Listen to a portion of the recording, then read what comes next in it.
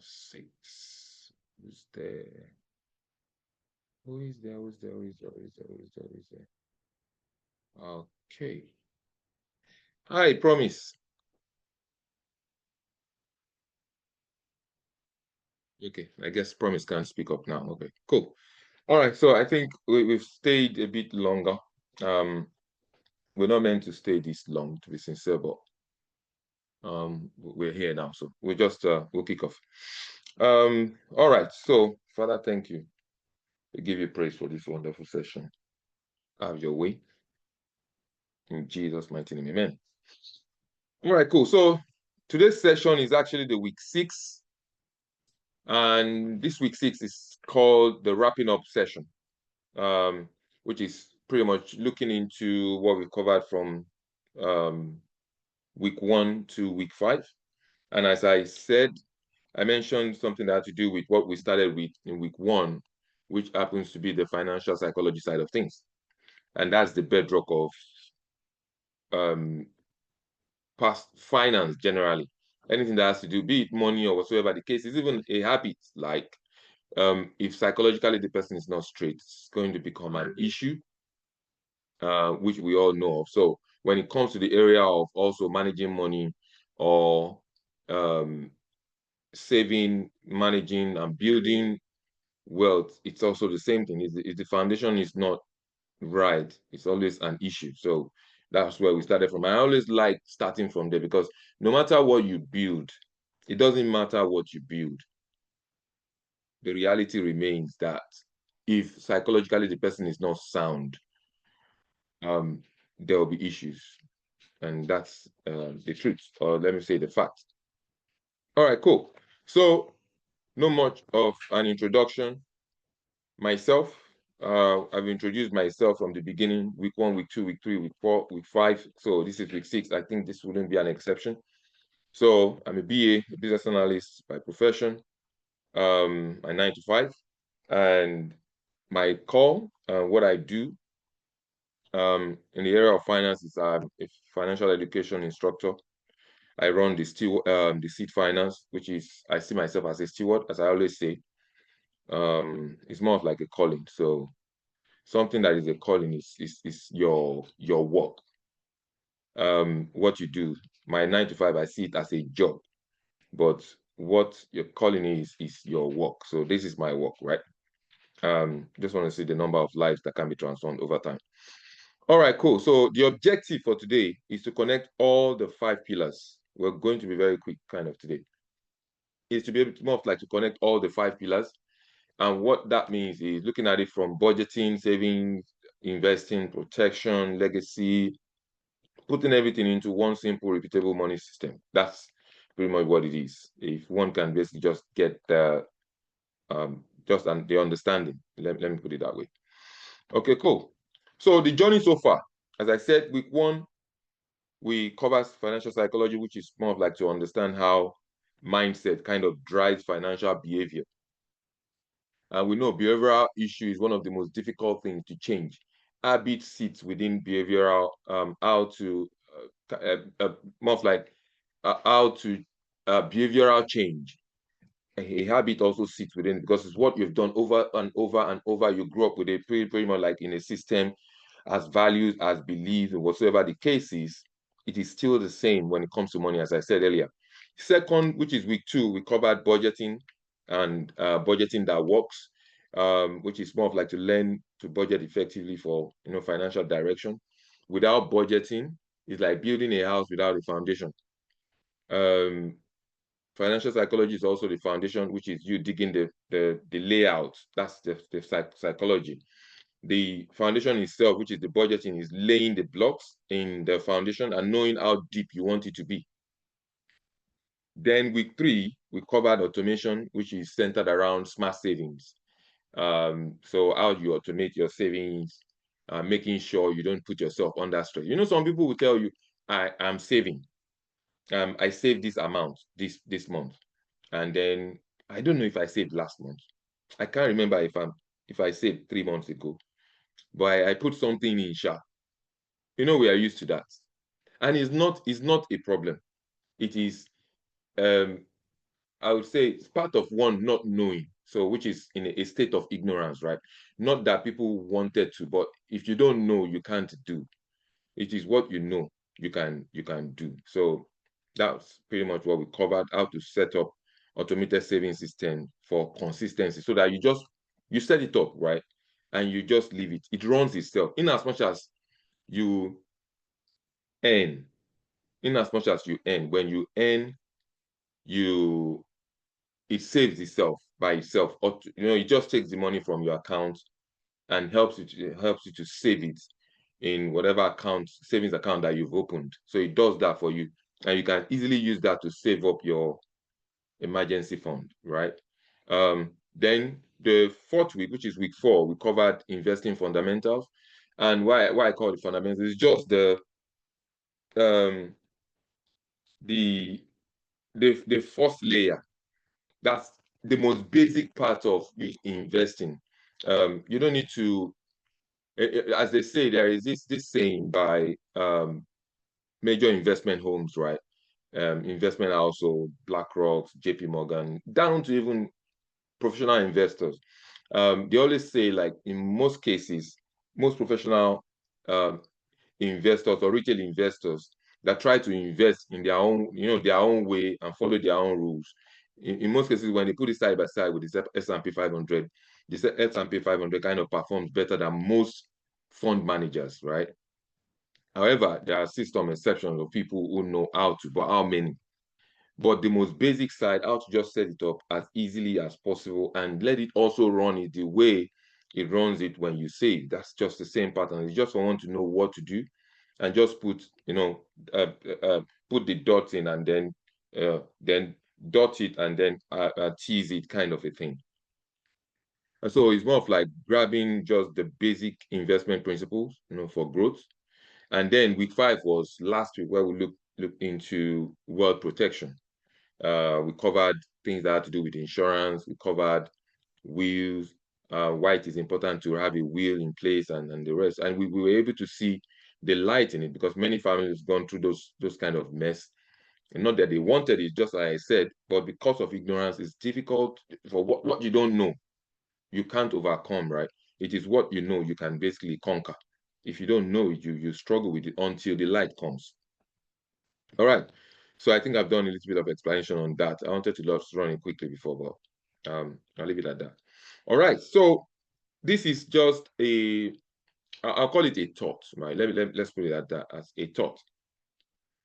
Now you've built all the pillars. Now it's time to connect them into one system that runs your money. Because at the end of the day, we're calling it finance, personal finance, whatever the case is, what you're working with is your money. Aside your strategy in place, be it long term, be it short term, whatever the case is, what you're working with, your fuel is the money. Without the money in place, all the strategy is basically is gone to waste, right? So instead of your emotions running it. Cool. Now, why a money system matters. And what I said to do was to break it into 2 forms. So one, we can see it from when you have a weighing scale, a scale, when you place something on a scale, a weighing scale, it depends on which one weighs more. It tilts to a particular area where there is more weight, right? So now it's saying that without a system, meaning if you don't have a system in place that you kind of implement to run how you manage your money, like a strategy in place, um, tools in place, a workflow kind of in place that you use to kind of run how you manage your money. If that system is not in place, what happens? One, financial instability, just as we mentioned. I don't know if anyone is grabbing what I'm trying to say. You hear?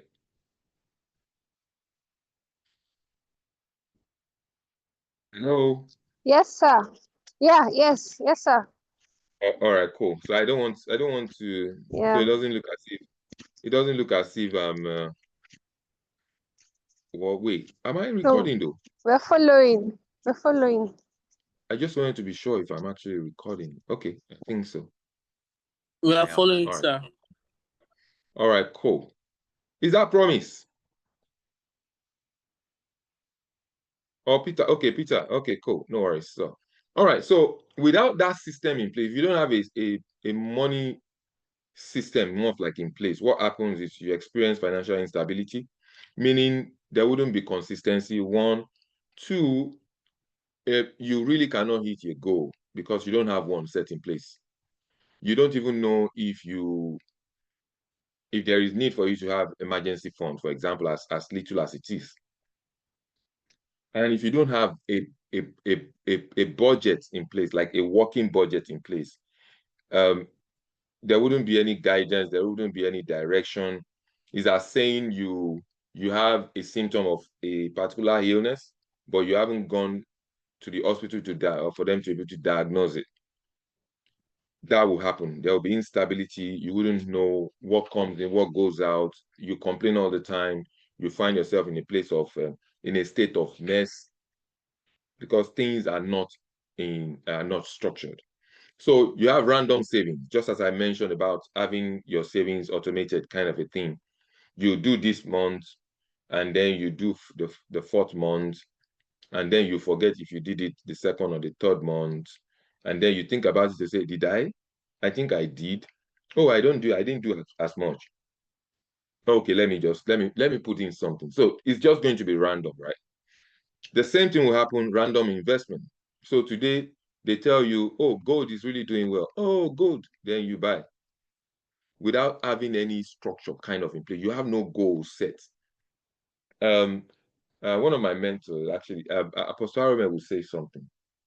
He will say that there you can measure the speed of light. You can measure speed itself. You can measure distance, right? But you cannot measure darkness. He said, if you have heard or seen where darkness is measured, let me know. Because it's just a state of, it's like a state of death, right? Like something that is not existing. That's what darkness is. But as soon as light comes into a space, that aha moment will come like, whoa, yeah, I know it now.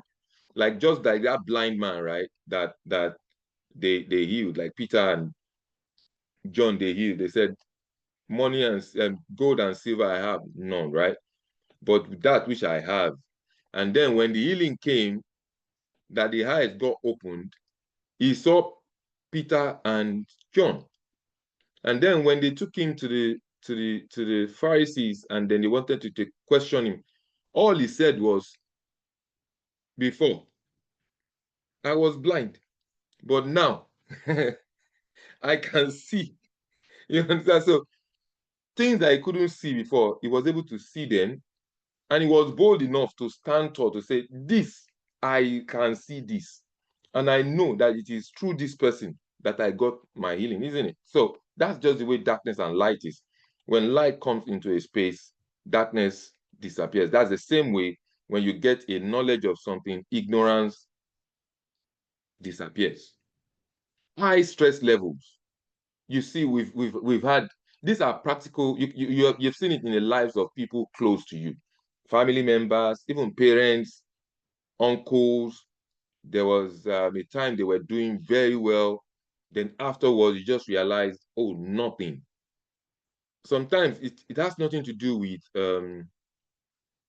family issues or whatever the case is. Most of them are pretty much just based on ignorance, you know. And then it is still not their fault. If they've got the knowledge, they would have done better. But the knowledge wasn't there. And knowledge is no respecter of either you know me or you don't know me. And that's the reason why I always say that. I said, I am not an emotional person. I'm confident to say it because the world we live in is not guided or ruled by emotions. Nah. Even the life we live personally is not sitting on emotions. So the same way, the work we do is not sitting on emotions. So if your work, your life you live, and the space you find yourself is not guided by emotions, why would one of the instruments that is used to transact be guided by emotions? So money is not emotional. So me, I am not always also emotional. What I want to do to money is to send it on an errand to go and get something back for me. That's my job. So I'm not an emotional person, as I always say. So don't be angry at me when I say that. It's just because I know the reason why I'm saying it, right? Now, if you have a system in place, you want one, if you financially you'll be stable. You have financial stability because you've put a structure in place. And with that structure is guiding every step you take. Without that guidance, you miss your path, right? That's what it is, isn't it? So then two, you'll be able to automate your savings with a system in place, just as we mentioned earlier. You'll be able to strategically, invest. So you're not just investing into hypes, you're not just investing into whatever people throw at you. You're investing with a mindset of, this is where I am, this is where I want to be in the next 15, 20 years. This is what I'm setting in place for my children. This is what I want them to have. Aside my children, this is what I also want to put in place. So when you look at all that, you put it into consideration, you realize that there is more to, what life has got to have. And then when you start seeing the growth, you'll be in a very relaxed place. I always tell people, not that one is a millionaire or one is whatever the case is, and not a serial entrepreneur or whatsoever the case is, but I am confident, not boastful, right? I am confident of where I need to be in the next, or where my financial status, I mean my home, need to be in the next 15, 20 years. Why? Because there is a structure. And it doesn't matter how much. It's not about the volume. It's just about the structure.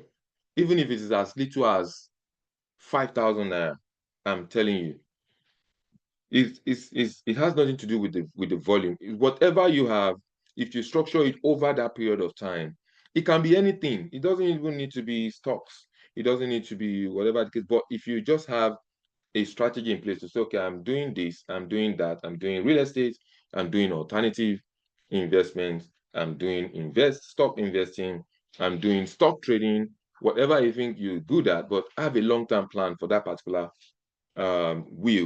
investment channel that you put in place, and what you see yourself getting out of it. So you look at it from the lowest level, the medium level, and also the highest level. So worst case scenario, in my own case, so my line of work as a BA is always put a kind of a buffer into whatever I do. And it's under project management. They call it critical assumption, right? So there is this what if. So I always put the what if into whatsoever that I'm basically working on or calculating. So what if status is the lowest level. So worst case scenario, I should be able to get this. Okay, with this lowest level, can I live a life that is moderate with this lowest level? If my answer is yes, that is it. So if I get onto the medium level, then it's a plus. Then if I get to the high level, oh dear. So you see me smiling. Not that I don't even have it, right? But I know I can. He said, that which you receive and you believe it, you will see it. That's the scripture. And the word of God remains constant. It is alive. So whatsoever you can believe, and that which you receive, you will see it. So that's the way it is also to this. So everything, to me, I bring it to life into that which I do, right? When it comes to personal finance.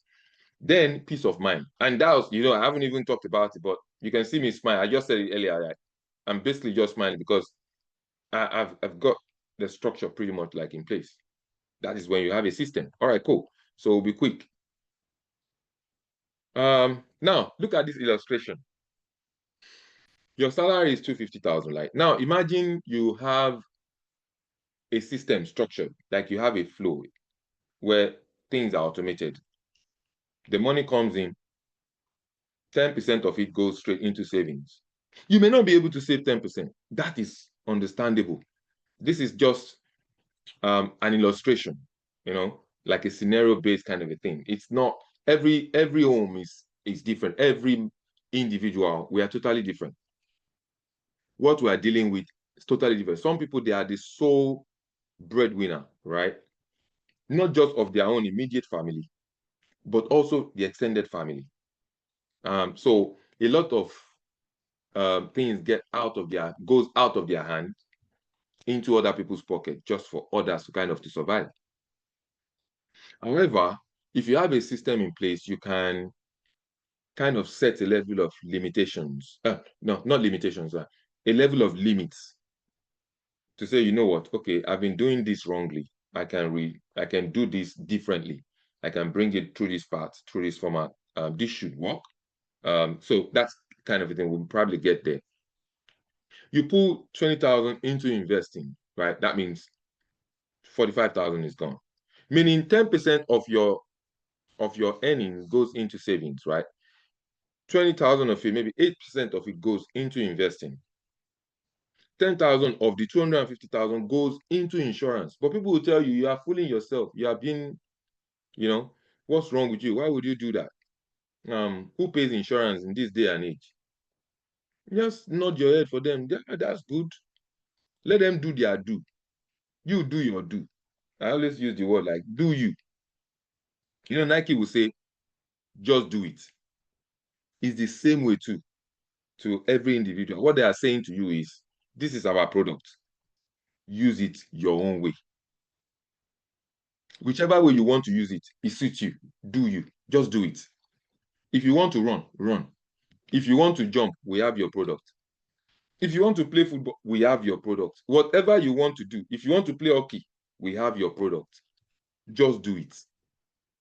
So when it comes to also your funds, you are solely responsible for how you kind of manage what comes into your hands. All right. So that is now all done before you even wake up. That's just by the side. But you are not the one doing it manually. Okay, then money comes into your account. Then I have to save this. Then you move the money by yourself to this particular account. Oh, I have to invest. Yeah, I'll be the one. Then you'll be the one to say, today, let me do 5,000. I can't. That 20. I'll use the money to do something else. That's when you're doing it manually, and you cannot get the same result as someone who automates, who's put an automation, automatically kind of put a flow in place that does that automatically, because most of the institutional instruments, financial instruments or products now, they have all those products in place. So that's financial freedom without you overwhelming yourself. Now, the 5-part personal money system. Okay, cool. Can you give me a sec, please? I just want to get water. Okay.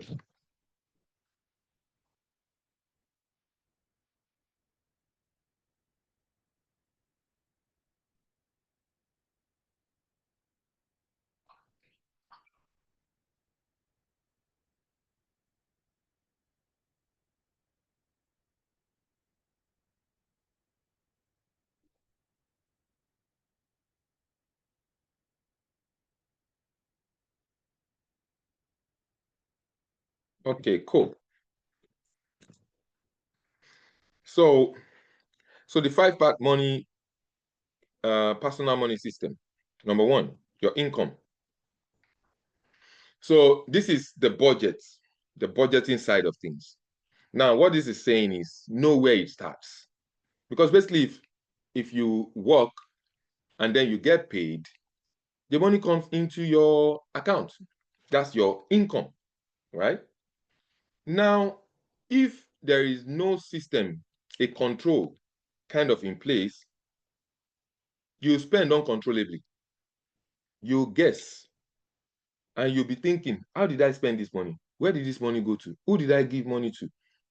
How did I spend this? When did that happen? A lot of things will be flying through your head because truly you've spent it, because the money doesn't fly. It's just gone to the channel where you sent it to. Now, if you look at it from the beginning, uncontrolled spending, guessing where your money went, because that is happened to. Can anybody, by show of hands or by, it's an interactive session, just add to it? Is that right? Has anybody experienced that before?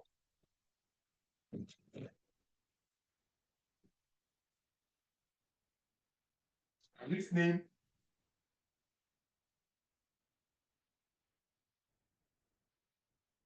It's our talking time.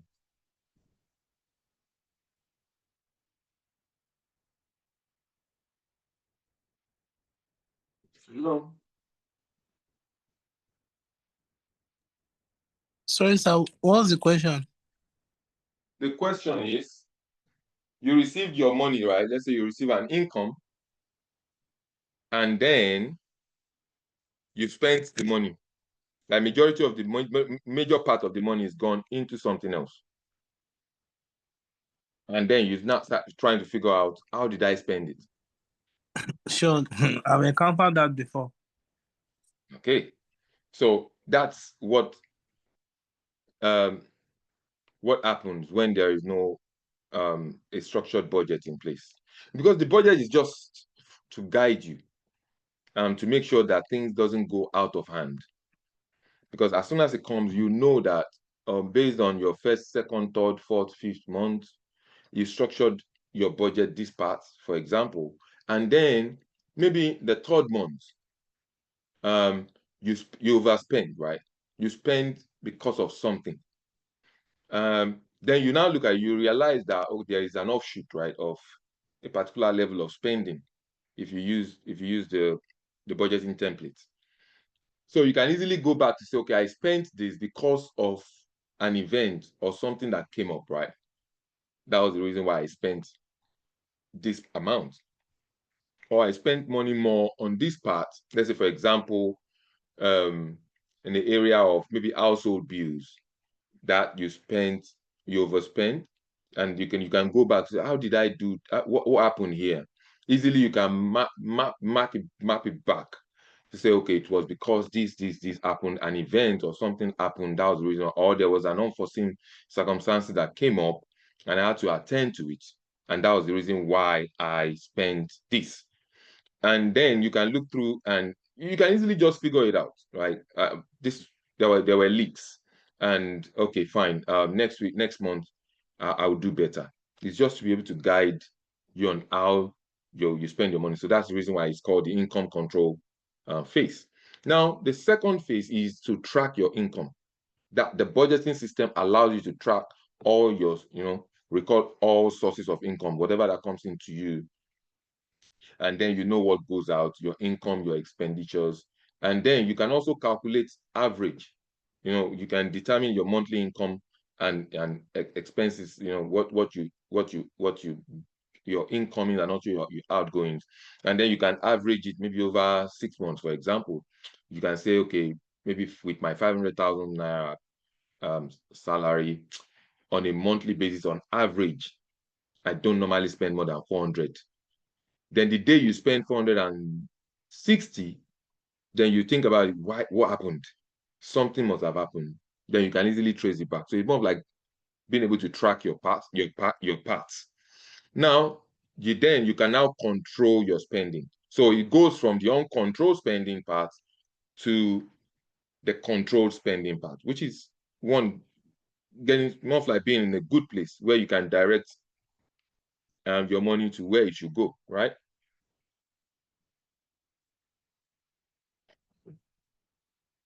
Okay, cool. I think we'll run. So now down to smart savings. I labeled it as your financial seatbelt. Because if you drive and you don't have your seat belt in place, you know what happens if there is a collision? People are always putting in a very bad place. Because some people will hit their head on the windscreen. Some people, the steering, their chest on the steering. Some, they will get a cut. But in most cases, if you have your seatbelt, in as much as the vehicle didn't jump into water or a ditch or something, that will pretty much keep you like in a safe place. Then you can easily take it out, run out of the vehicle, or people will come and cut the seatbelt and then take you out of the vehicle. The same way, just think about it, an analogy. Bring that into smart saving. What happens is saving before spending makes you the boss of your money. It may be difficult, but trust me, it's one of the most easy, I wouldn't call it easy thing to do, but at the same time, when you start practicing it, it becomes part of you. Then you see the benefits over time. Because what happens is you realize that you're saved. You know, I call it saving money. You now realize that that money you saved can actually save your life in times, critical times when you never expected it. And that was the reason why they always talk about emergency fund. Emergency fund is the kind of money you can fall back to quickly when something happens, something you never expected, maybe a job loss or something. Something can just health reasons. Something can basically but the savings you put in place, you can easily fall back to those savings and then address things. So you don't find yourself in a very bad spot. Now, no savings, that's the beginning. Living as your money comes, your money goes, your money comes, your money goes. It is no crime. That money comes into your hand, money goes. If you know better, you do better. However, now you've gone through the training, you can start putting that and letting that sit within your mind to say, you know what, I can't spend everything I earn.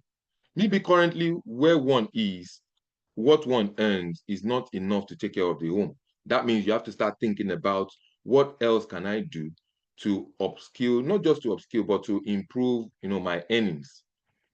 But if you don't have a budgeting system in place, you won't be thinking of why I should save or why I should add something more to what I do so that I can be in a better place, to kind of run my affairs. So no savings. Then you build a safety net, which is for unexpected expenses, as I mentioned, emergency fund. Then you automate your savings, right? And then you find yourself having a peace of mind and future opportunities, because definitely opportunities will come. As soon as you start saving and you can save at least the money that can take care of your own just in case something happens, then you have to start thinking of investing. Because there is no point saving. It's just like the rich fool, right? He made so much harvest. He looked at it, oh, I've made so much harvest. I need to expand my barn so that I can store. So himself, he was thinking of storing, not thinking of multiplying, like having been able to multiply things. And God said to him that you fool, that all you do is this. That means you are not adding value. Then your life will be demanded of you. That scripture. Back to smart savings. It is the word of the Lord is a living word. It said, the word that I speak unto you, they are spirits and they are life. We are not just humans. We are also spirits. So for everything that comes out of our mouths is spirit-filled. It now depends on where you want to channel it into. If it is something wrong, continue. I've lived the life, so I understand what it means to live in the wrong part of life. So, but now life is so serious, right? So let's go on. This is not preaching. It is personal finance, right? All right. So part 3. Michael, can I ask questions at the end? No, you get good. It's an interactive session. So okay. So that part of automating saving for me sort of has hit home, yeah. But which one? Sorry, I didn't get it. Automating savings, yeah. Automating. Yeah. Yeah, so that by the time you wake up, everything has gone where it needs to go. Yeah. Yeah. So what would you use if For you personally, what do you use? Do you have Okay, your so bank account where salary comes in and then you have, I don't know, some app or software that does all that? I don't yeah. know. So for a good example for in my own case, I use two platforms. So I use Plum. I'll share the link if you want me to. I'll share the link so you can. I use Plum and I use Cheap.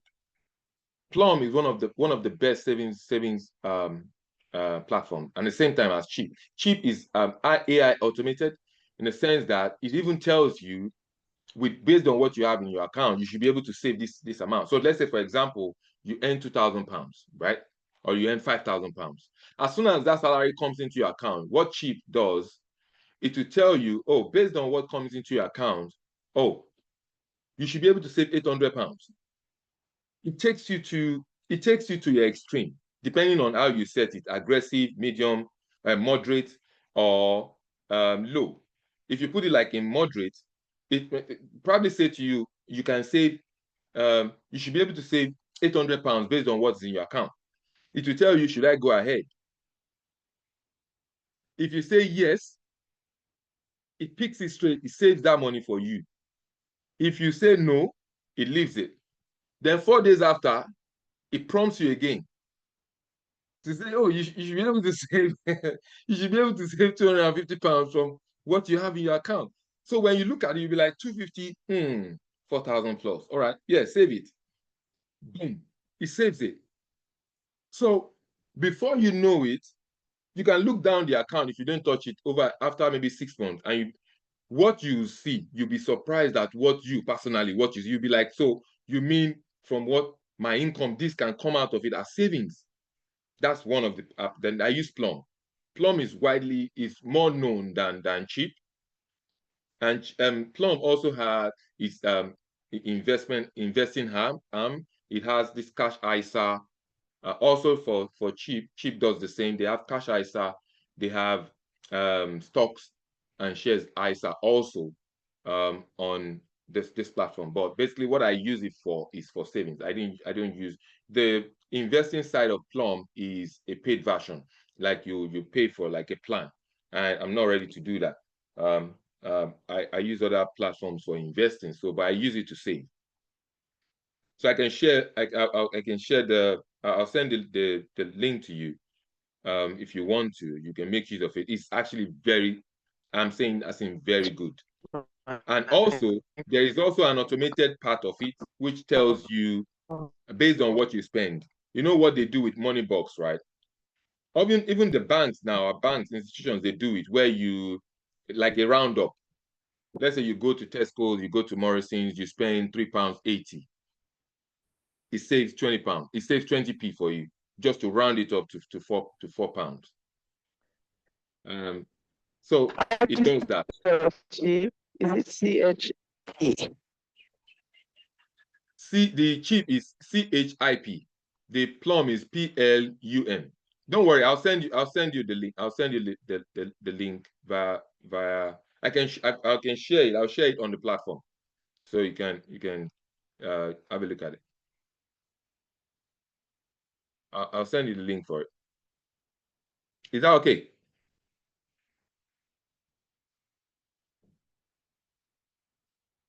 Are we here? Hello? Yes, it disconnected a little, but I heard about Plum and Cheap. Yeah, I'll send you the referral link for it. Oh, thank you so much. Yeah, thank you very much. That's helpful. No Yes. worries. Another question? I thought you're trying to ask something else. Oh, who, me? Yeah. No, it was the automation. Thank you so much. Okay. Yeah, so Yeah. it's as easy as it is, but it's just for one to know when to do it, how to do it. That's all. And as soon as you set it up, that is all. You don't bother yourself. You don't even need to check it. You can only check it if the money goes into it. And you'll be like, oh, okay, save this one for me. That's fine. Then you just carry on with what you're doing. All right. Now, the part 3 is the investing. And what I call the investing part, which is the week 3 part, is your growth engine. Like I always say, I said I don't save. I don't have savings. However, the reason why we mentioned having an automated system set in place for savings or for investment is because you need money to run some stuff, which is to address some unforeseen issues, right? That's what the savings for. Let's say, for example, you're trying to buy a property and then you wanted to do more of like Lisa. Lisa also, in a way, is a saving. Is a savings. However, is a savings that looks basically that works like an investment, like you investing, because for every amount for up to £20,000 you put in, the government gives you 25%, right? So, for example, now you put in 10,000 for that particular what's it called? Whatever year, right? They have 25,000, then 25% to it. So 10,000, you get 2,500 from the government, making it 12,500. And if you invest that money, you may not get 25% returns rate on your investment. So they're encouraging people to use Lisa so that they can get onto their property, get onto the property ladder, kind of a thing. So that's a way government supports, which is not bad, which is a good one. 25% is no joke, but that's a way of also savings, right? Now, when it comes to investing, is your growth engine. Meaning, one, the key part is you start small. Consistent small investment compounds over time, making it accessible for beginners. And that was the reason why I said beginners. Either you're a beginner, either you're a professional investor, what you do is that you invest. And there is a guiding principles when it comes to investing. Fine, you put money in. You put money into what you believe in. And then when you put money into what you believe in, what you're looking at is growth. And depending on the kind of investment you're trying to do. So if we look at it from the stock investing point of view, some might decide to say, you know what, I just want to do growth stocks. I don't want to care. I don't have any concern with dividend investing or value investing. I don't care. I just want growth, right? And they go for growth stocks or growth ETFs. People love dividend, to be paid dividend maybe on a weekly basis, monthly basis, quarterly basis, yearly basis. They go for dividend stocks, right? So depending on what your goal is, if you have mixed goals, right, you can decide to choose whatever. Some people decide to say, I want to invest in real estate or in real estate, and say I want to do land banking, or I want to buy properties and then maybe rent it out, or buy properties and then use it as Airbnb, or build it by myself, or whatsoever the case is, or do fractional home ownership, things like that. But they just decide on a goal, and then the investment will within the investing channels, and then just the investment channel, and just go with it. Split the investment, meaning don't put all your eggs in one basket. Even the scripture says you cast your bread upon the waters, right? And some onto 7, some onto 8, because you do not know which one will basically yield more than the other. Are you asking a question, Madam Ito?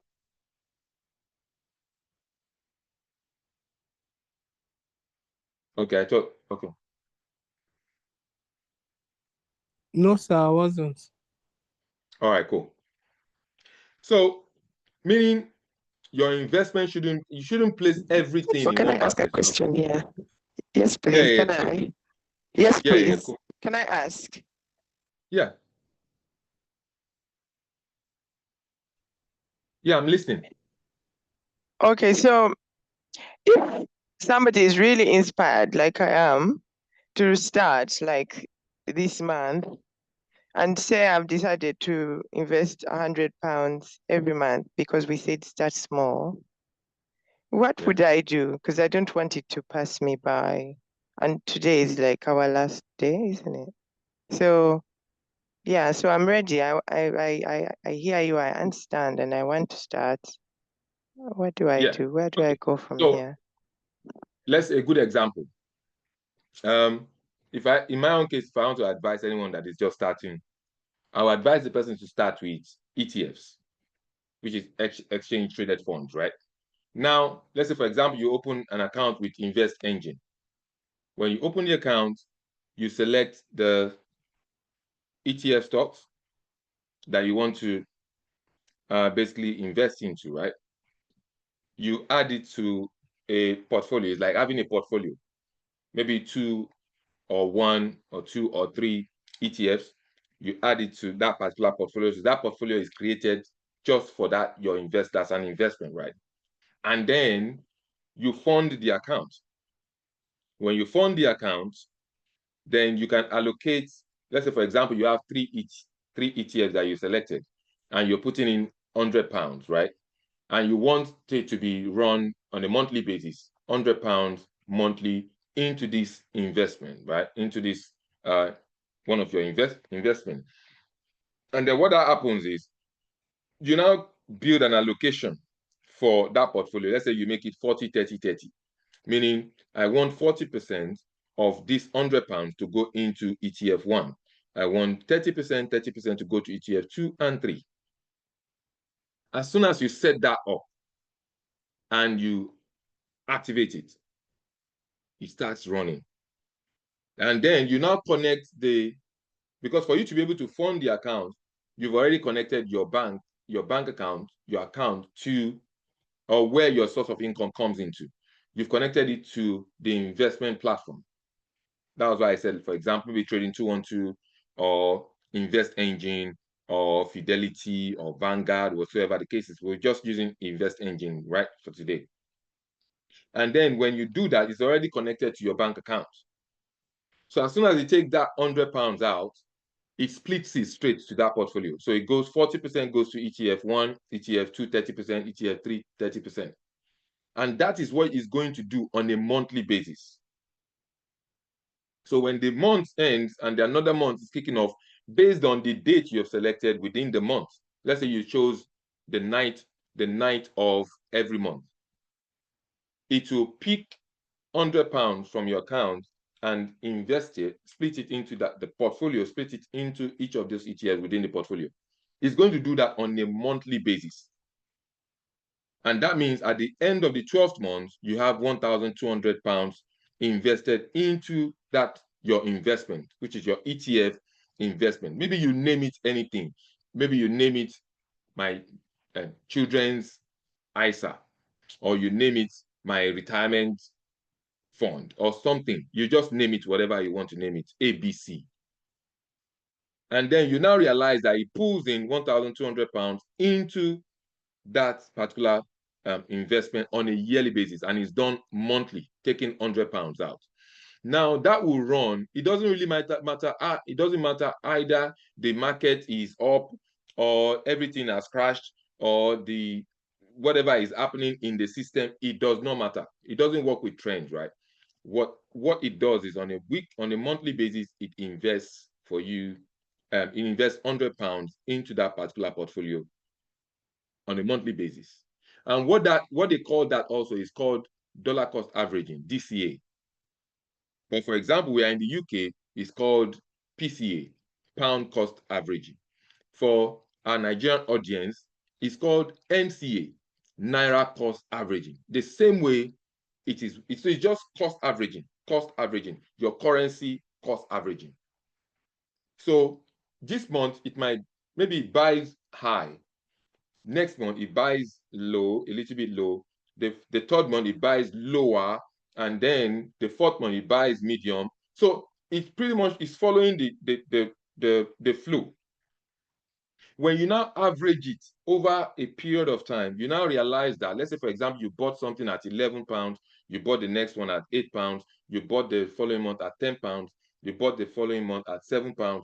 It's going to figure it out that way. So 5,000 at some point, you bought more shares, and then okay, for example, let me put it this way, let me get you confused. £100, right? And then that £100, let's say, bought you let's say 120 or 200 units this month, and then next month it bought you 180 units. Then the third month it bought you 220 units. then the fourth month, the same amount is buying you different amounts of units based on what the price of the ETF is in that particular period. So over the period of time, it's going to average it, and then you now realize that you are actually in a good place. So at the end of the day, that's why they said the S&P 500 over time, over the 100 years, when they tabulate it over 100 years, it averages around 11%. So meaning if you have 11% over a period of 20 years, what would that be? And if it goes higher than that, what would it become? That's investing, right? It's just as simple as it is. Okay. However, Michael, just need to be, do we have yeah. cryptocurrency ETFs? Yeah. So currently we have Bitcoin ETF, we have Solana ETF, we have Ethereum ETF, we have Bitcoin Cash ETF, we have Cardano ETF. So you have the major houses, right? JP Morgan, BlackRock, IB, what's it called again? I think that's for is it, yeah, you have the one for for BlackRock, we have the MicroStrategy one, we have ARK Invest. So they have their ETFs, right? Yeah, cryptocurrency ETFs kind of available. But in my own case, I don't do cryptocurrency ETFs. I do cryptocurrency assets, like digital currency assets. So I only work around Bitcoin, Ethereum, and Solana. That's why I buy it, not the ETFs, but I buy the real currency itself.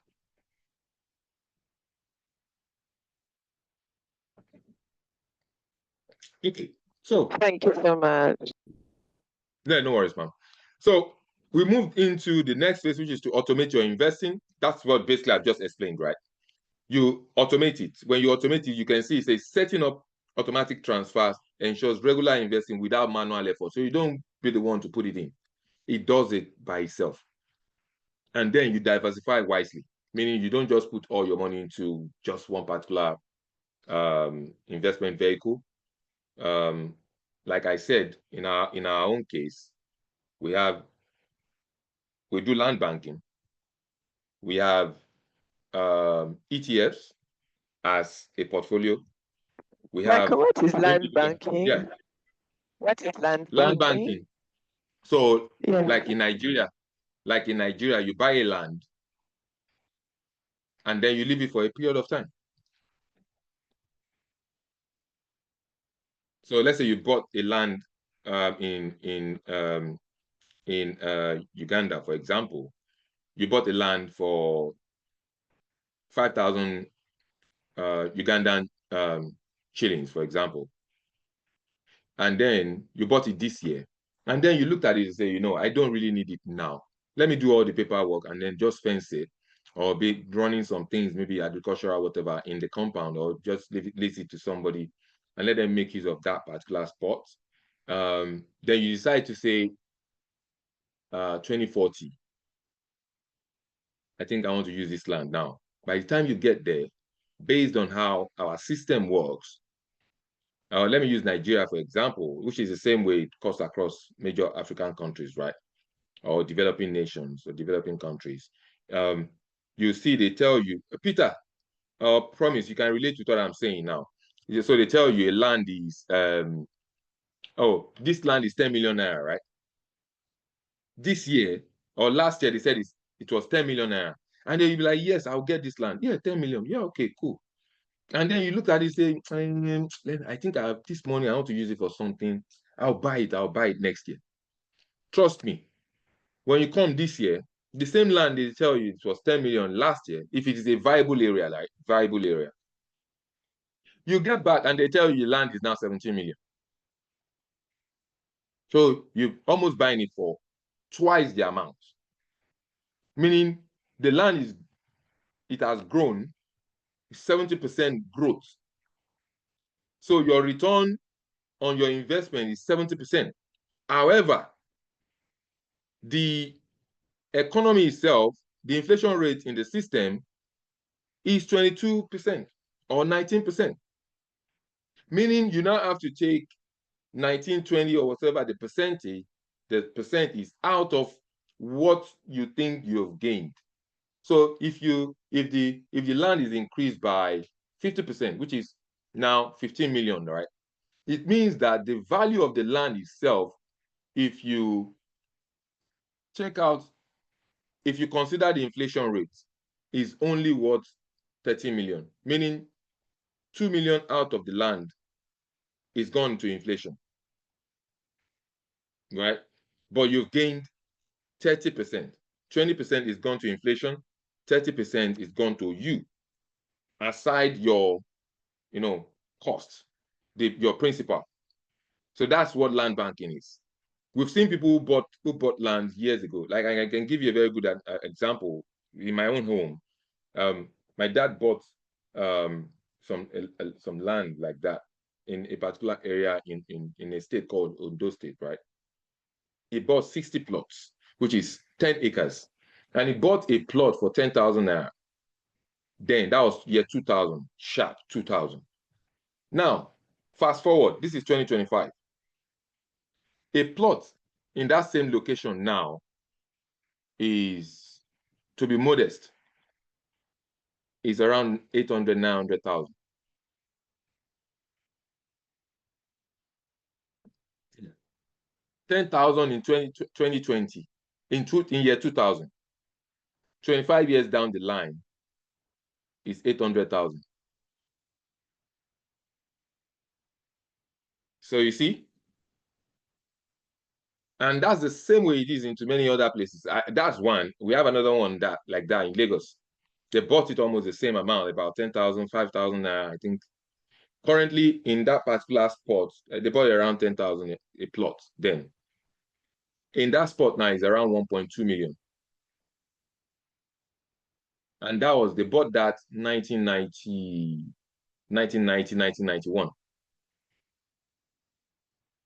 So that's what land banking is. So you make serious profit. And we've seen major investors like that in Nigeria, like the Okoyas. That's one of his major strategies.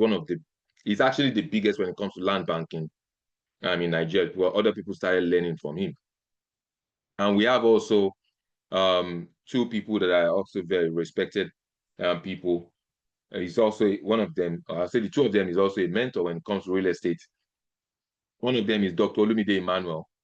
He knows his stuff and he's big when it comes to real estate. The other person is Dr. Stephen Akintayo. He's also big when it comes to real estate in Nigeria. So I'm basically stating it as it is. So I'm speaking it from the place of fact, not theoretically, right? And as I said, we also do land banking. The one we bought 2021, yeah, 2020, just about 4 years now. The average of what we got there in a particular place was around 400,000. It was more of like a farmland, right? For an acre. And then currently it's selling for around 1.2, 1.3. So, all right, cool. Our time is fast spent. So let me run this through quick. So then you diversify wisely. So we do real estate. We do proper ETFs. So allocated our retirement fund to ETFs, not individual stocks. And then our own normal investment, we do individual stocks mixed with ETFs. And then we have crypto assets investment, which is just on Ethereum and Bitcoin. And that's it. And the plan for that is the next 15 years. We started like about 4 years ago. So we have 20-year plan for it. And it's going to be the same DCA. So we're DCAing the same way we're DCAing on stock investing, the same way we're doing that. So we know quite well where Bitcoin is going to be. It's either it vaporizes or it becomes the next big thing. And that's why every other institutions are scrambling into it now. And that's just the truth. So for investment houses, institutional investment houses like BlackRock, JP Morgan,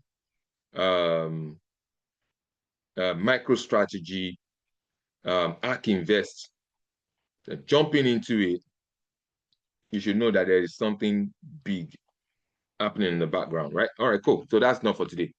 Cool. So 4, protection. We discussed this. We had worked on this last week, which is protection, right? Protecting your wealth. It doesn't matter even if it's 1,000 naira. It is your wealth, but you need to protect it, and it goes beyond just the money. It has to do with everything: family, your well-being. What if you are no more?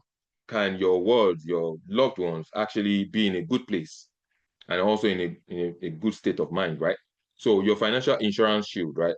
Now, a single 5,000 naira insurance plan can prevent a 2 million naira crisis. And we discussed about this last week, where we used a scenario where a shop owner or a store owner insured a store, a provisional store, and then with 5,000 naira, using platforms like IBTC, pension insurance, and other insurance houses, Mary Stem Insurance, and all that, Leadway, and then the property got burnt. Whilst others were crying, she was entitled to a premium because she insured it. So maybe when she was doing it, some of them were telling her, "You're just fooling yourself, right? Your money is gone to the ruins. Your money is gone to the waters. Blah blah blah blah." However, when the unforeseen happened, she was in a good place, right? And that's likewise, it cuts across others: life insurance, business insurance, content insurance, like you insuring your content, laptops, TVs, whatever things that you think is dear to you in your property, home insurance, and all that. But I know quite well we insure so many things, but we don't insure our lives.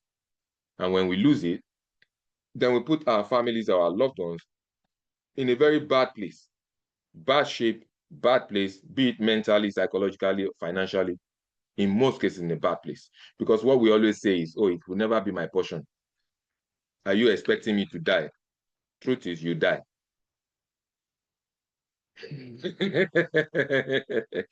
It's a good thing to experience death. He said, as soon as you die, the next is you'll be with your father. Judgment. So nobody wants to die, right? But everybody wants to go to heaven. Huh? It's a very simple thing. You can't run it. Even Methuselah died. Methuselah, 900 and something, he died. So we are all going to die. Nobody is getting out of this place alive. It's not going to work. So you either do it or you do it. But if you don't do it, you're the one fooling yourself. It's as simple as it is. And I used some analogy. I said, even our bishop, our GOs, they insure themselves. Our pastors, our imams. I said, even herbalists and animalists, even vegans, they insure.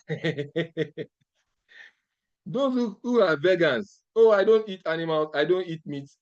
Everybody, they insure themselves. Even wizards and witches, they they insure themselves. Then we can insure everything around us. But that thing that holds every other thing together, we don't want to insure it. It will never be my portion. And you end up seeing the person dead. Dead, nothing to show for it. Putting the family in disarray. Well, that's not the best way to go. Financial knowledge is really key to always put the family in a very good place. You've seen so many wealthy families, and as soon as the breadwinner is taken out, you just find them in a very bad place. Many of them never wanted, but they didn't know better. If they knew better, they would have done better. But so that's the reason why the training is actually necessary, so we can open our eyes to things happening around us, so we can get the right things done, so we put our people and ourselves in a better place. Protection still continues. So I just used these 3, but I think we talked about 7 or 8 different insurance that is needed. I think, like in my own case, I have critical illness insurance, I have income protection insurance, and I have life insurance. Right? Some people might have more than that, and some might decide to just have just one. But it's good at least have one. If you don't want to have any, have life insurance. Health insurance is really key. Like in Nigeria, we have some HMO systems in place. where even if you fall sick and the rest, the medications you get will cover what you have paid for, you know, on a monthly basis or on a quarterly basis or yearly basis. That's really good, right? Now, part B, which is the legacy side, we mentioned the will.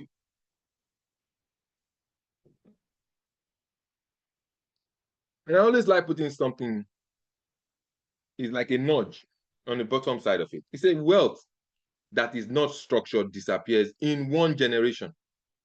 And quite well, that's what I said earlier.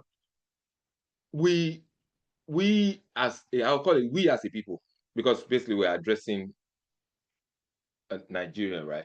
But in context, in context, our wealth in most cases ends with the first generation. But when you look at others, for example, look at the Rockefellers, look at the Rothschilds, right? And many other families, right? Currently, because of the knowledge they have, financial knowledge that they have now, they have an estate plan in place where they've even structured the way money should be spent within the family, even for the unborn children. Why they put those structures in place is for the family to be able to run without running out. Let me put it that way: to run without running out. So your family continuity plan, that will put a structure. The structure will put some level of stability, more of like in place. To say, okay, for example, if you earn well, you enter that space of wealth, you can decide to say, okay, for my children, this particular percentage of my not my income, but my returns, my profit should go to, let's say 7% should go to my children, 5% should go to charity, whatever it is. It's just a way of structuring something so that they don't end up killing themselves and end up, you know, ruining the old legacy.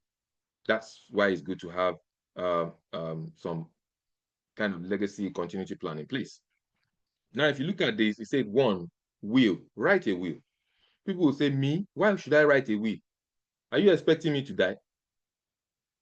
As I said earlier, everybody will die. And that word is so good. The way you live is the same way you die. It's as simple as it is. He said there is a time, a season to plant and a season to harvest. A season for winter, a season for summer. Is in as much as the earth remaineth, seed time and harvest, it will stay. Meaning life and death is just a side to one. At some point you're living, at some point you go. But what we always pray for is to live a good old age, right? But with the good old age, you should have a will in place. So when you leave, your loved ones will be in a good place because they know that this should go to this person, this should go to this quarter, this should go to that, this should go to this. There are no issues, right? So draft a simple will to ensure assets are distributed as desired.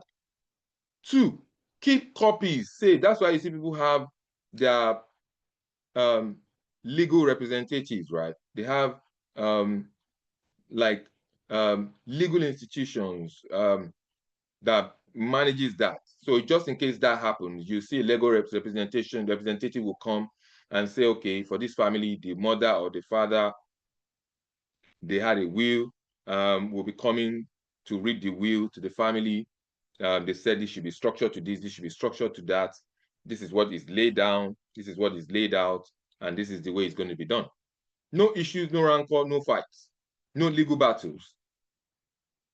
Then you now teach money habits.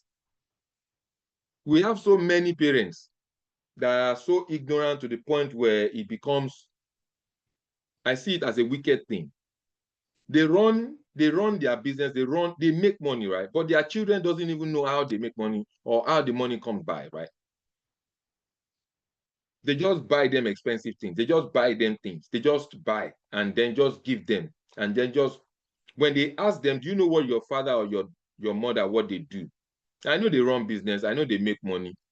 But they don't even know how money works. They don't even understand that. But Now that when one is kind of in a place of knowing, it is important to educate children. We educate our children about financial responsibility for their future. Because if most of the things we, like in my own case, I do say it. I said, I caught it at 38. If I knew this in my teens, I would have done better in my early 20s, right? So it's just as simple as this. So you can relate it back to yourself. Like in my own case, I can relate it back to myself. Not that my parents were wicked. They were not wicked. They provided all that I wanted when I was actually growing up. They spoiled me because I was the last born, right? However, I misused what they gave to me. They gave it in, in good faith, right? You need it. And in most cases, I was actually lying to them to get most of those things. So if it had been that I actually lied, I got it, then I put it into use, into, very, very good use. It would have become something, so I would have multiplied it in different ways. But then there wasn't anything of sort because I didn't know better, right? Okay, cool. Now, I think we have to do it to round up because of time. Now, this is just a, I call it the 70-20-10 flow. Basically how you structure your budget. Sometimes people use the 50-30-20 rule, which is one of the most common. And some people use the 70% rule, meaning they be it everything they spend, every of their expenses would not go beyond 70%, including savings, and everything wouldn't go beyond 70%. The rest 30 goes into proper savings. All that they spend, they cannot spend beyond 70% of their total earnings. Some people use such budgeting system. So let's say, for example, you have a 70-20-10 rule. I do it differently. I do 50-20-10-10-10. That's what I do because I pay tithes. Some people will be like, what's tithes? I don't know anything about tithes. What are you telling me about tithe for? So it's totally different, right? The way we kind of do things. Now, it says how to structure your money, right? Now, look at this. You earn.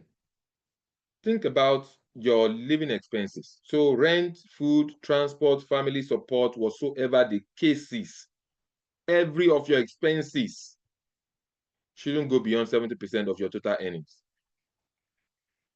Yours might go beyond. It doesn't matter. But this is a kind of a guide, like a guiding part to say it should be within this particular structure. You shouldn't do less, right? You shouldn't do less, right? And then we move to 20% of it for financial growth. So savings, investing, insurance, whatever the case is. Like in my own case, my own insurance sits within my living expenses. Savings, investment goes into the financial growth. And then 10% goes into tithe, charity, whatsoever personal development the cases. My own personal development sits within between my financial growth and also my living expenses. But this is just a kind of a framework, right? Now, we move on to the next. Now, this is a tip. If one creates, so it's like saying, create 3 to 4 accounts for structure. It doesn't mean you should have 4 different accounts. But if you have up to 4, it's not bad. That means it's as if you know what you're doing and you've set a goal for each account. So let's say, for example, your income comes, and then your income goes into, for example, GT Bank. It goes into your institutional, into your bank, right? Traditional bank. And then you look at it to say, you know what? I think since I invest and I automate my investments, let me have a particular account for investment So let's say, for example, here in the UK, you have NatWest as your salary or whatever, your income comes into NatWest. And then you want to invest. You can decide to maybe open an account with maybe Barclays. And you know that that account is the sole purpose for that account is for investment. So a particular amount is taken out of your account. Let's say, for example, 10% of your total earnings is for investing. So your £3,000, 10% of it goes into Barclays account, which is your investment account, and that is invested into the investment you've set in place. Your savings account that you wanted to, maybe you want you use for emergency funds and the rest, you open another account, let's say Monzo or Sterling Bank or whatever the bank is, you open a different account for that. And then you now decide to do the one you use for spending. Let's say you have a cashback credit card, right? You use a cashback credit card. And then you put the cashback credit card, you use it to pay for things. So you put the money into the credit card. Let's say you spend it for a week, then you put the money that you spend, or you say you spend £100. Then you know quite well £100 will be taken out of your bank account from your salary account into your Tesco credit card or whatsoever the case is. That means you have like 3 or 4 or 2 or whatever the case is. This is just a way to structure the kind of account that you have that is addressing every key financial product that you're basically investing or you're using, right? All right. So the last bit of it is commitment. I think we've done some stuff over time. And I knew quite well some of you joined a bit late. However, some of the recordings are available, so I'll share it with others, you guys later. First, automating your activity. So one is to automate one financial activity before next week. So for us on the call, I'm challenging you as part of your commitment to automate at least one financial activity before next week ends or before the end of next week. Be it savings, be it investing, be it your insurance, you need to set up one. 2, you go through the legacy, protection and legacy part, right? And then you write your action plan. This is what I want I'm writing my 6-month financial action plan. And this is how I want it structured. It just rough sketch, right? This is where I am currently. This is where I want to be in the next 6 months. I want this to be done. I want this to be done. I want to have my budgeting system set up. I want to be able to automate my savings in the next 6 months. I want to start. I've just started investing for this particular period of time. And then it will be good to start seeing that we share insights in the group. So we have a WhatsApp community shared, right? So anything that comes to your mind, maybe clarification or an aha moment or something you found fascinating, basically share, and then we can discuss about it or around it. Okay. So I think that will take us to the end. Okay, right? So thank you guys for joining, and I believe you've learned 1 or 2 things. However, there is room for Q&A. And whilst we're doing the Q&A, you can ask any question, anyone that comes to your mind. Let's address that as quickly as we can. And whilst we're doing it, I put in, what's it called? A survey questionnaire, right? Just for us to be able to attend to. So if you look into the chat, you see the survey questionnaire, or I can send it again. So I would urge us to kind of complete it. However, whilst we're doing that, questions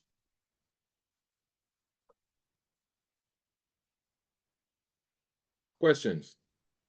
Promise, questions. Madam Lydia, questions. Madam Itel, questions. I'm waiting. Bombard me.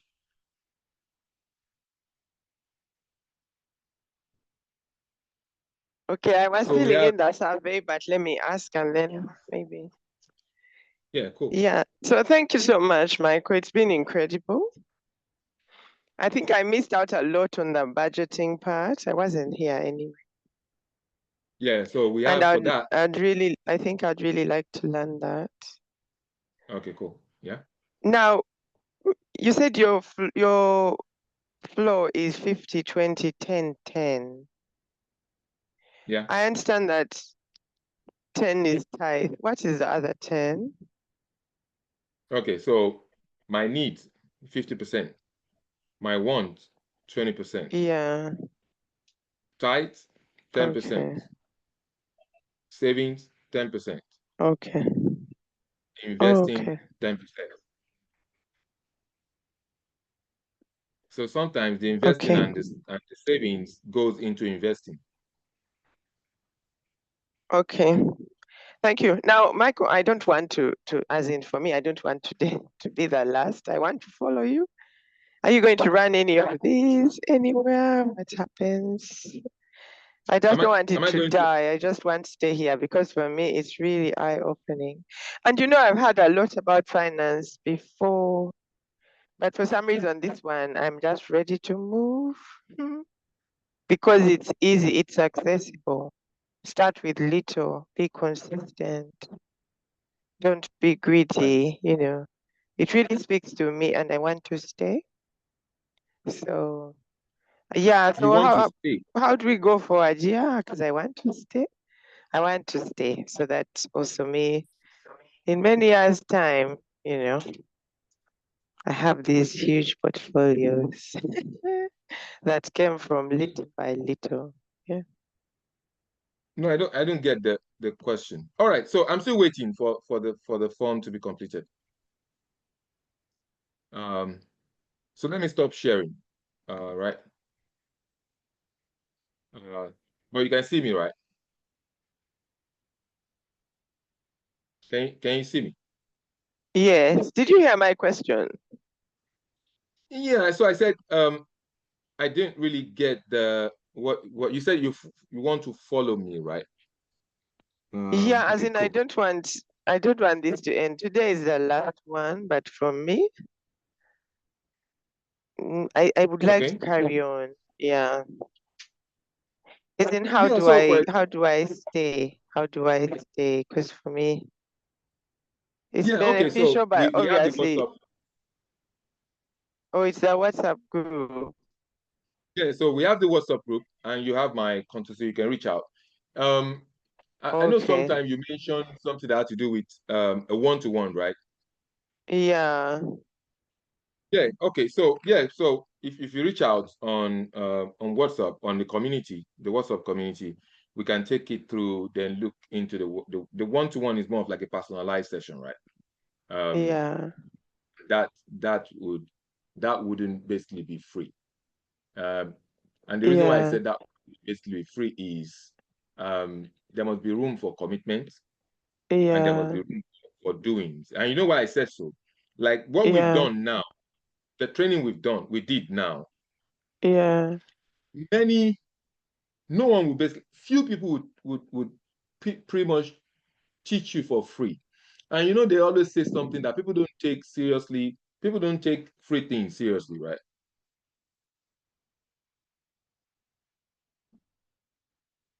People don't take free things seriously. We have about 40-something people on the group.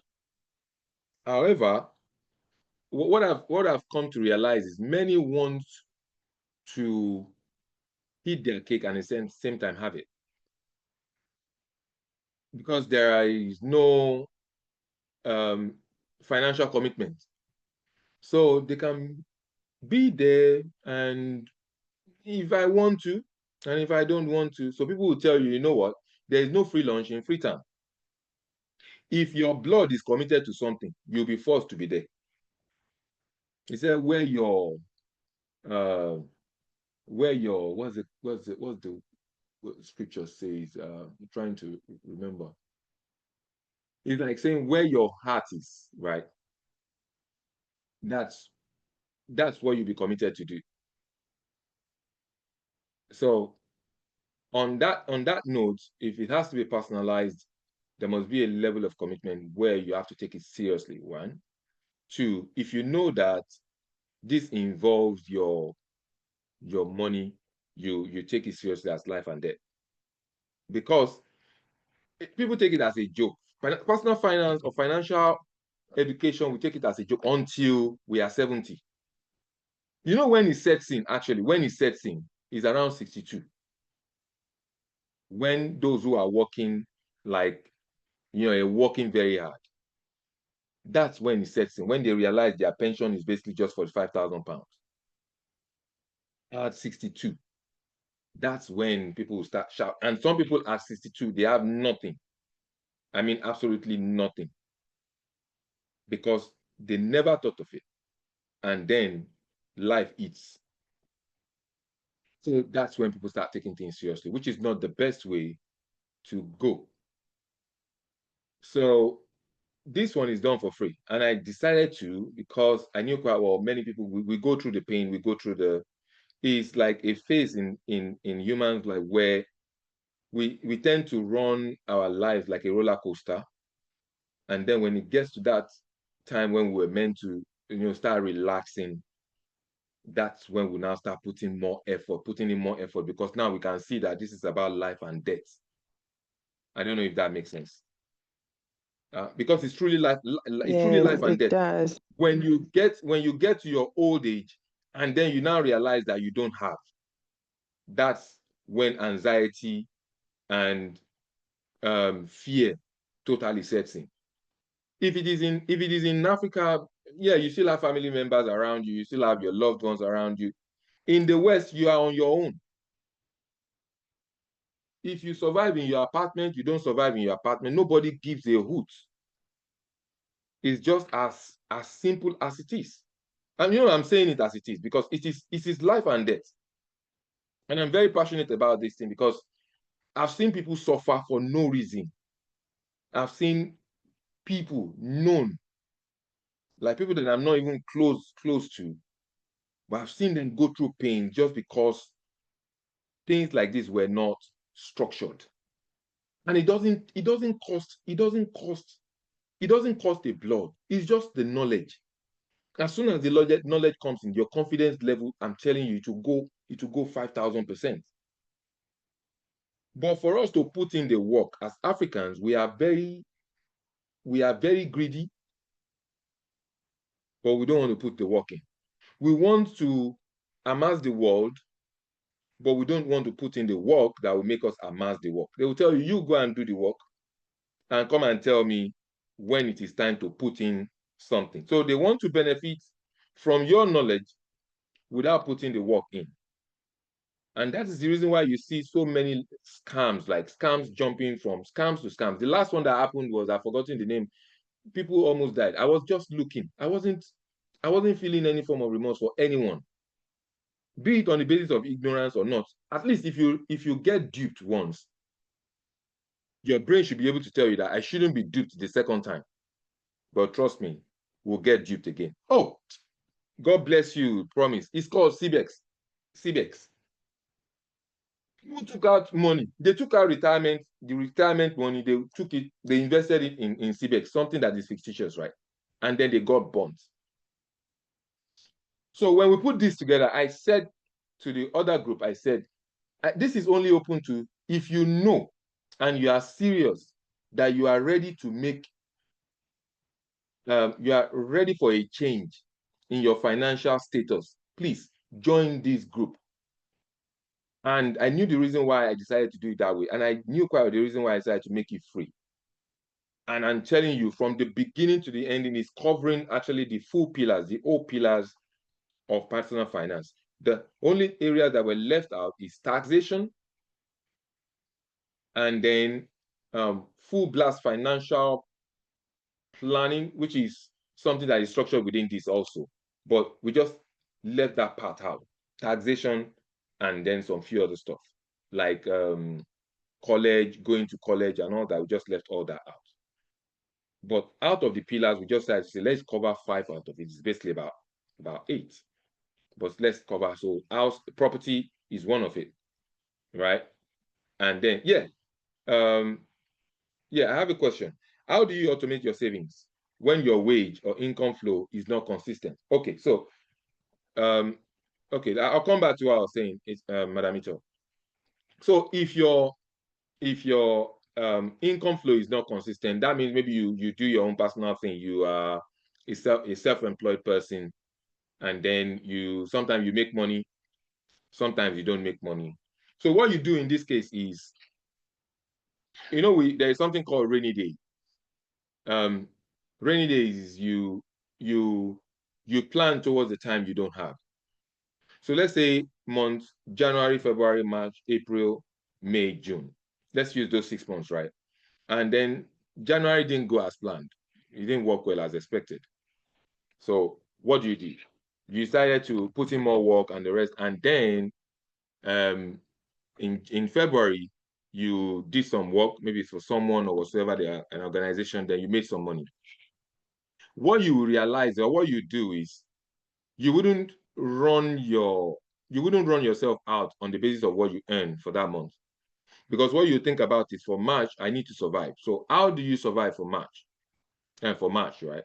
Now you need to take some part of the portion of the money you made from February and see if that can take care of a little bit of March, for example. But if you realize that you make money this month, not this month, maybe 6 months within a year, then you now need to average what you have made for the 6 months and see if that can be spread across a year, for example. So let's say you always make, maybe in 2 months, you make like 300,000. And then you tried it again, over 4 months, you made maybe like 500,000. It means you only made 500,000 in 4 months. So what you need to do is, how can I structure myself with living within a 125,000 naira means? Meaning, is it 125,000? No, is it up to 125? Yeah, I think it's 125. So 2 months is 250. Yeah. So 4 months is 500. So can I actually survive on 125,000 naira a month? If I cannot survive on 125,000 naira a month, it means I need to do something quick and I need to do something drastic. Meaning, is either I look for a job to support what I'm currently doing. If I cannot find a job, can I upsell or add value to the same thing that I'm doing? Or can I look at ways to build a better customer base? Let's say initially you're dealing with 3 customers, and then the job comes, it goes, it comes, it goes. Then you have to think about, okay, can I increase this number of customers to maybe 6? Then you have to start putting a structure like, okay, how can I increase this to 6? As soon as you hit 6 customers, it means instead of just living on 500,000 naira in 4 months, that might probably become maybe 700 or what's it called? Maybe 700 or 800. Now, if you put 800,000 naira across 4 months, so instead of living on 125, now is increased to 200,000. So that's how you kind of just lean it out, and then you average it. When you average it, then you have to live within the means of what that can provide within that particular month. I don't know if that makes sense. Promise.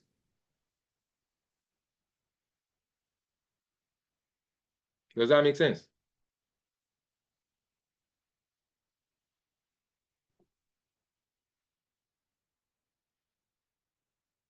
All right, cool. Yeah. Any more questions?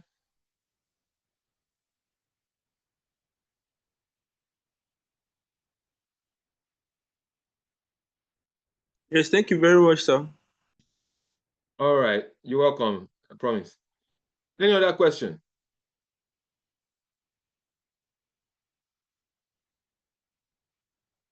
None, none, If I None? have any So- questions, I'll reach out to you because I'll still go back and listen to the recordings. Yeah, because I missed a lot of some of the some parts of it. Yeah.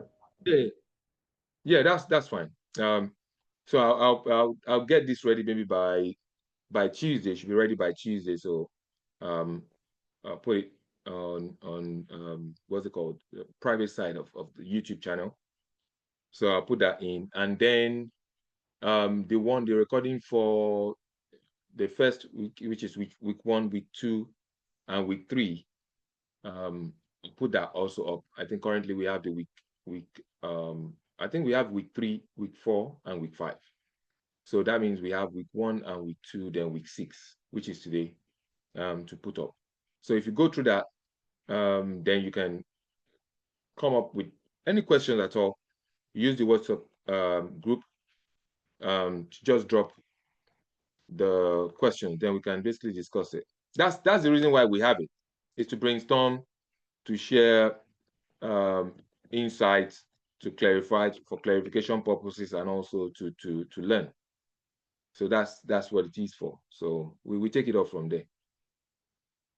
Thank you, sir. Any more?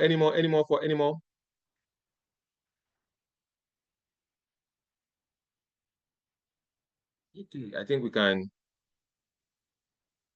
can call it a day, right? I believe so.